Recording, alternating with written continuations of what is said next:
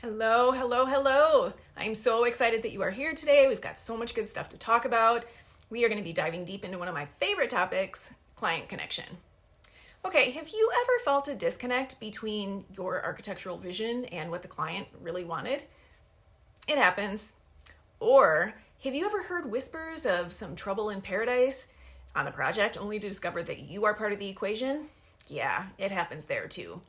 But today is your day to bridge that gap and move forward with strong, successful relationships because we are going to cover 3 common trouble spots and some formerly top secret intel that I got directly from your clients, and then you will be all set. Smooth sailing.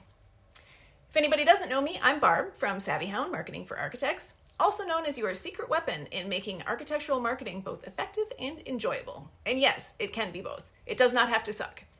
So, after more than 20 years working in your offices, I know how important strong client-architect relationships are to every aspect of the project. I can see it. I also know how committed you are to the clients and their projects. I can see that too. And I know that you would never do anything deliberately to upset the client, piss them off, whatever. But I also know that communication lines can get crossed sometimes, even without you realizing it. And that's why we need to dig into this more today. There may be some things that are happening that are not even on your radar. And when you do know, it's something simple, like you can just shift your focus elsewhere and it's good to go, but you need to know. So today we're going to explore the key aspects of client connections, from listening and managing the ego to honing your social skills and appreciating each client's uniqueness. And we will learn from the real life examples your clients gave me. And yes, this is the gold. So by the end of this session, you will have new insights and practical hacks to enhance these relationships. So let's get started. All right, I want to kick this off with listening, the cornerstone of any strong relationship. It's not just about hearing the words, it's about understanding the needs and desires behind them. And it's about the person really just wanting to feel understood, heard, listened to. I get it, we all get that. And it applies here in spades. Your clients put so much trust and faith in you to capture their dreams, turn them into something beyond anything they can even imagine. That's why they've got you. But it's also really scary and really, really stressful. But can a little listening really offset all of that is what people ask. Yes, it absolutely can. Honestly, it's kind of amazing how often listening is the answer to a situation. I mean, seriously, just make it your blanket go-to. It works that well. But unfortunately, that is not what a lot of the architects do. Now, one of your clients told me that one of the things they hate the most out of anything is architects steamrolling them and not listening at all. And apparently, this is super common. Now, it's very fair to be upset about that for sure. It sounds very, very upsetting. And we can all see how it would make them feel bad. And there's definitely an opportunity for it to really take the project in a negative way, which we do not want. So that's why we need to get the awareness that this is even potentially a problem out there so we can get it figured out. Because I don't think that this is your fault if it is happening, or at least it's not deliberate, I should say. Here's the thing. Having worked in your offices with you for so long, I know you. I know you're not deliberately causing problems. I know you're not trying to piss anyone off, but it does happen. And I also know that you can get very wrapped up in your designs to the point that you may forget to be a little bit more aware of who you're speaking with and if they are an architect or not. So read the room and make sure that everyone's okay. It's not always on your radar. It happens because you are invested in the project, which they want, obviously, and they're very happy about.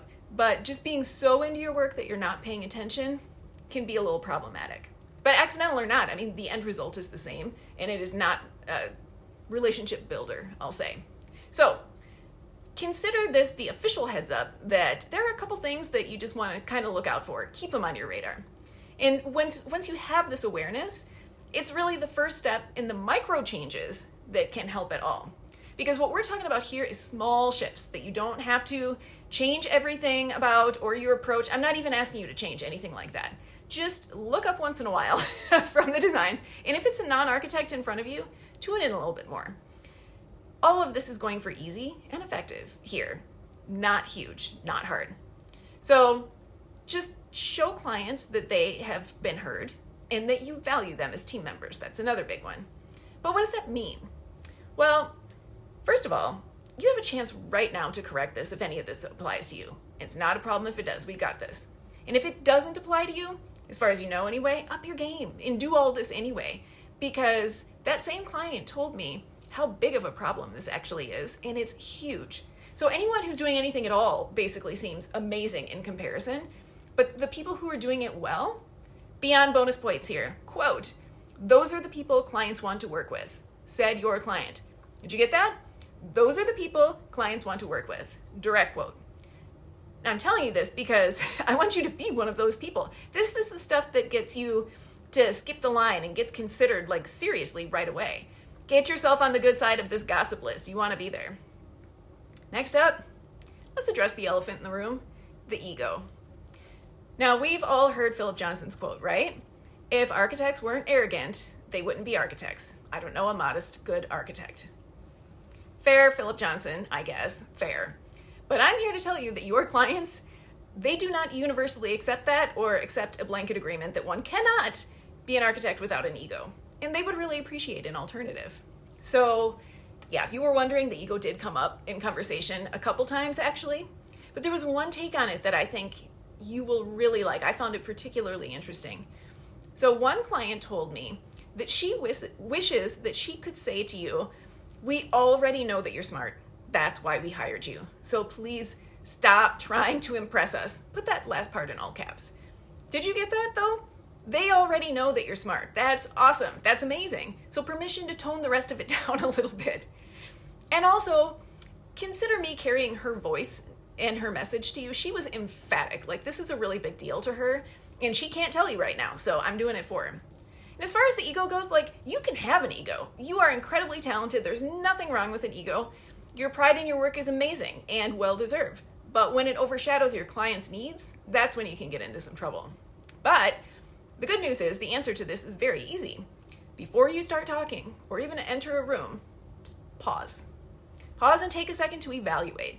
Make sure that you are treating them as peers, as teammates, which they are, and just to make sure that you are in the right frame of mind before you go in. And it's really that simple. Micro steps. We're going for micro steps. All right, last up, I want to touch on social skills. They are not a nice to have, they are a need to have. Being present, genuinely engaging with your clients, and showing interest in their needs goes a long way. And this is not about becoming best friends, it's about small gestures of connection. And like elsewhere, it often includes things that are just not on your radar at all. For example, one client talked about her frustration with architects using formal terms on site visits, which apparently is done all the time. Just call a window a frickin' window is what she said. And she was very, very animated about it. And I'm guessing this probably did not even occur to you that it might be an issue, but it is with her, and it's a huge one. See, this is where those missteps can happen without anyone trying to do anything or being any the wiser. So you're thinking, great, so what am I supposed to do now? If I don't even know about it, what am I supposed to do? Well, I've got a few tips for you, and we're aiming for prevention. First, a simple but crazy easy and crazy effective technique is the pause that I mentioned earlier. Pause before responding. It gives you time to align your thoughts and their needs and make sure that you're really ready to speak in the right tone. And yes, I did mention it with the other one, so are you seeing the pattern here?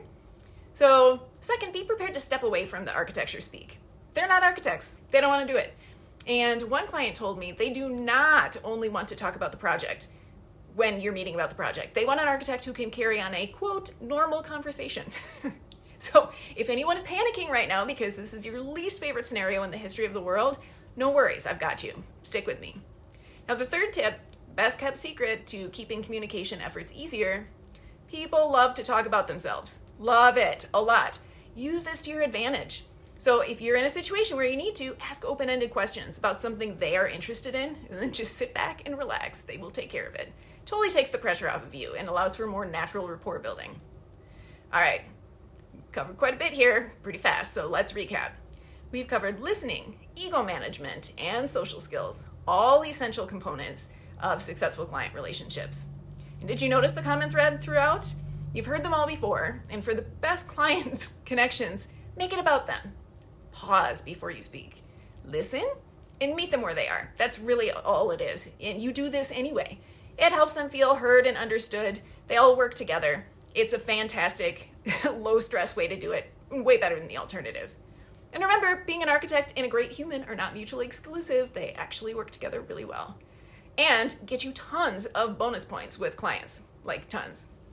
So the last part that I want to tell you, the last little bit to relay from the clients is they prefer imperfect people than perfect people. So show up as yourself. They will appreciate it and they will appreciate you. So if the thought of this, though, is freaking you out, I get it, don't worry. Next week, we're going to talk about how you can show up as the individual you are and how you can leverage that for more projects. We're talking about your you factor, and we'll get into it next week. I'm just going to save it. It is so fun, though. You're going to love it, and it makes everything easier and more natural for you, and was designed to make it easier to connect with clients. Right up your alley. All right, so we are nearing the end here.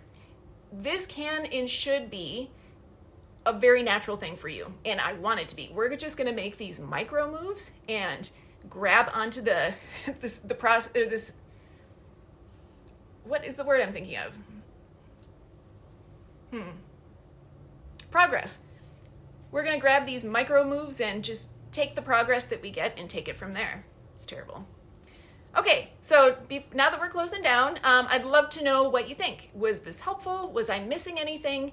Do you have any questions? Leave me a comment below and let me know. And next week, tune in for your you factor. We will go down the road with that. You're going to love it. It's going to make conversation easier. I know that's what you like.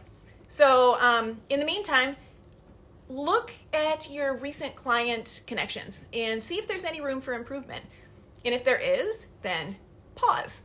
And just remember, keep it simple, go for the micro moves, and we are good to go. So that's it for today. I will be back next week, and leave me a message and let me know if I can help.